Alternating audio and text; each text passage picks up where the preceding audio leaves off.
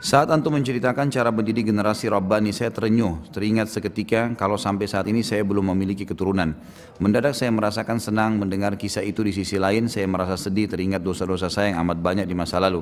Terbesit dalam pikiran saya, jikalau Allah Azza wa Jalla menghendaki saya dan istri tidak memiliki anak, lalu siapa yang akan memohon ampun kepada Allah Azza wa Jalla atas dosa-dosa kami? Bila kami telah wafat. Setiap kami ditanya orang mengenai kehamilan yang belum dialami istri, saya selalu menjawab Alhamdulillah dengan senyum dan tanpa beban. Karena kami berserah kepada Allah Azza wa Jalla di atas doa dan ikhtiar yang telah kami lakukan. Tolong doakan saya dan istri agar memiliki keturunan yang mendirikan solat dan memohon ampunan kepada Allah Azza wa Jalla atas dosa-dosa kami. Semoga saja insya Allah apa yang diharapkan, dan saya yakin Allah Azza wa Jalla sedang melihat kita sekarang dari majelis ilmu ini, malaikatnya sudah sedang hadir dan Allah tidak akan menolak doa orang-orang saleh. Insya Allah antum termasuk di situ. Kita doakan saudara kita ini agar insya Allah istrinya diberikan kehamilan, diberikan keturunan yang baik, dan juga semua muslimin yang terhalang dari kehamilan ini. Tapi yang jelas di setiap keterlambatan dalam kesolehan ada hikmah. Di setiap keterlambatan dalam kesolehan ada hikmah. Ya. Banyak seperti Nabi Zakaria alaihissalam, tidak punya anak sampai umur 100 tahun, tapi tidak putus asa selama itu berdoa kepada Allah. Yang penting antum komitmen tetap berjaga hubungan dengan Allah SWT, maka tidak akan ada masalah dengan izin Allah SWT. Tentu saja Allah maha mendengar, maha mengetahui, jangan putus asa. Mudah-mudahan keterlambatan ini ada hikmahnya. Pastilah ya, ada keterlambatan, di setiap keterlambatan ada hikmah. Sampai pepatah bahasa Arab mengatakan, fi kulli ta'khirin hikmah. Di setiap keterlambatan, kalau orang sudah benar di jalan Allah, pasti ada hikmahnya.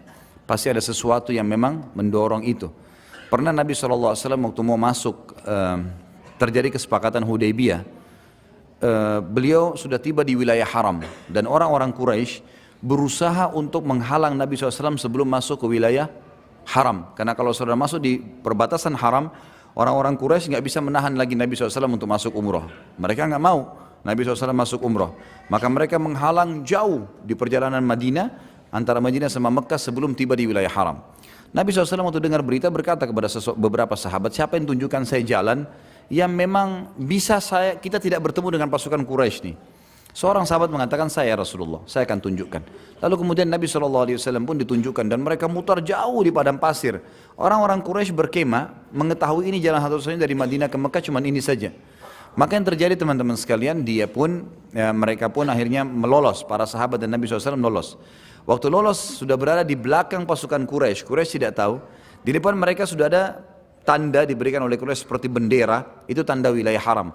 Kalau Nabi SAW masuk di situ, maka pasti mereka bisa umroh. Subhanallah, pas tiba di dekat bendera haram itu, untanya Nabi duduk. Untanya Nabi SAW duduk. Nabi SAW heran, turun dari unta, ditepuk supaya jalan, nggak mau. Disuruh jalan, nggak mau. Sahabat-sahabat semua tepuk unta itu, nggak mau bergerak. Lalu kata para sahabat, ya Rasulullah, asabah syarr, unta anda ini kena sesuatu keburukan. Kata Nabi SAW, la bal habasaha habsul fil.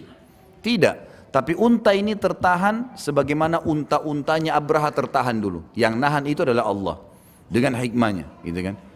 Maka kita lihat di sini kehendak Allah SWT di atas segala satunya. Sampai unta Nabi SAW pun tertahan, dan itu punya hikmah. Ternyata akhirnya orang-orang Quraisy tidak berani menyerang muslimin, karena mereka tahu kok bisa muslimin tidak masuk wilayah haram, padahal mereka mampu. Mereka juga kalau mau berperang tidak mungkin pakai baju ihram dan seterusnya. Akhirnya terjadi dengan hikmah Allah Subhanahu wa taala. Yang penting kata kuncinya kita sedang berada di ketaatan Allah. Dan coba muhasabah teman-teman sekalian. Kadang-kadang gini, mungkin kita pernah berbuat dosa 10 tahun, mungkin 20 tahun, kita nggak tahu nih. Sekarang mungkin baru tobat 2 tahun, 3 tahun. Mungkin butuh sedikit lagi beberapa saat ya untuk mengimbangi dosa yang sudah 20 tahun itu. Misal, kita nggak tahu kan?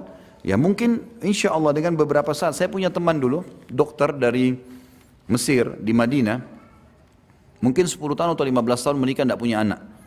Subhanallah, padahal dokter, dia tahu, dia coba vitamin ini, coba itu, segala macam hal. Saya tahu betul karena dia teman dekat, hampir tiap hari ketemu di Masjid Nabawi. Cuma dia bukan mahasiswa, dia memang dokter, punya apotik, dan dia partner sama salah satu teman dekat saya juga di kampus, buka apotik-apotik.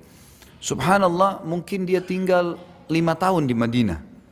Setelah 5 tahun di Madinah, memang dia perbaikin keadaan. Waktu di Mesir tidak seperti itu kesalehannya, lebih bagus ibadahnya, lebih istrinya juga begitu. Setelah 5 tahun hamil, dan begitu hamil subhanallah lahir kembar anaknya.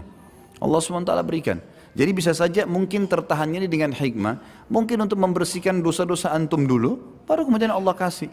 Dan kalau Allah kasih itu tidak ada sesuatu yang mustahil. Di Palestina kemana ada wanita melahirkan 6 anak kembar. Nggak ada sesuatu yang mustahil bagi Allah, gitu kan? Walaupun mustahil di mata manusia. Jadi insya Allah ya kita doakan kepada Allah SWT, insya Allah dikabulkan ya.